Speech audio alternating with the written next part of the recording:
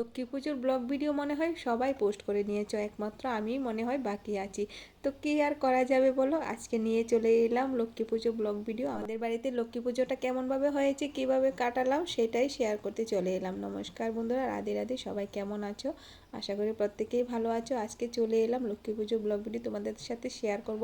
অনেকদিন লেট করে ফেললাম, তা লং ভিডিও এডিট করা অনেকটা সময়ের ব্যাপার। দুই বাচ্চা ঘরের কাজ সামলে আমি সময় করে উঠতে পারছি না যে একটা লং ভিডিওতে ভয়েস দেব কি করে, সেই সময়টুকু আমি পাচ্ছি না। তো যাই হোক, তোমাদের ঘরে কি লক্ষ্মী মায়ের প্রতিমা চলে এলো অবশ্যই কমেন্ট করে জানিও। আমাদের এখনো আসেনি, কিছুক্ষণের মধ্যে চলে আসবে।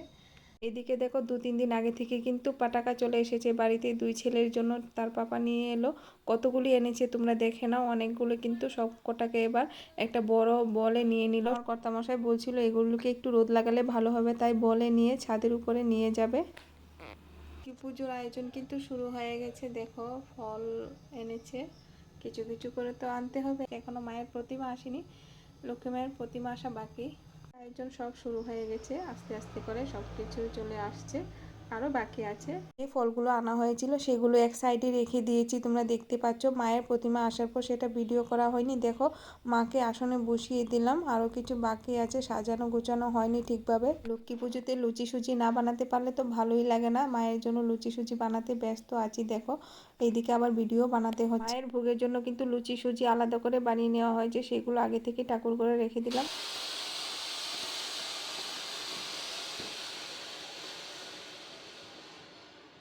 দিকে কিন্তু ভোগের আয়োজন শুরু হয়ে গেল। আমার শাশুড়ি মাও অনেক ফল কেটে দিয়েছে, কারণ একা একা সম্ভব হয় না।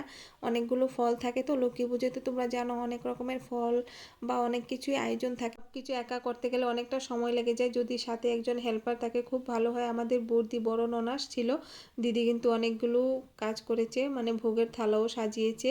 আর সবচেয়ে বড় কাজ করেছে সেটা বলছি তোমাদের।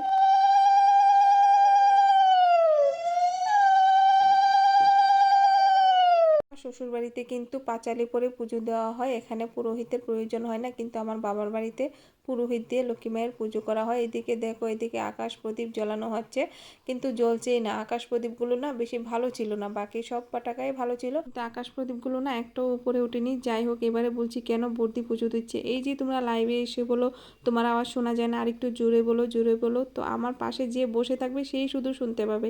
সেই জন্য বর্দিকে বললাম পাঁচালিটা করে দিতে। না যে আমি এতটাই আস্তে কথা বলি, মোটেও না, আমি খুব জোরে কথা বলি, তোমরা শুনতে পাও না।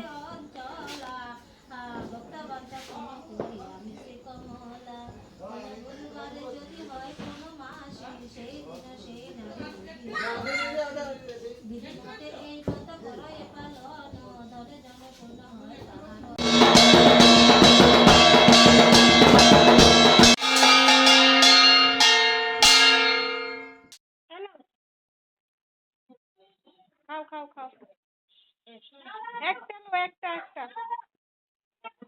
পুজো সম্পূর্ণ হওয়ার সাথে সাথে আমার ছোট ছেলে দৌড়ে এলো প্রসাদ খাওয়ার জন্য। তরমুজ নিয়েছে। দেখো, আমি বলছিলাম একটা নিতে, কারণ তরমুজ খাওয়ার সময় অনেকটা জুস পড়ে যায় নিচে, সেই জন্য নিজেই দিল আমার ছেলের হাতে দুটো তরমুজ, কারণ ওর তরমুজ পছন্দ, মাঝে মধ্যে খেতে খুব পছন্দ করে।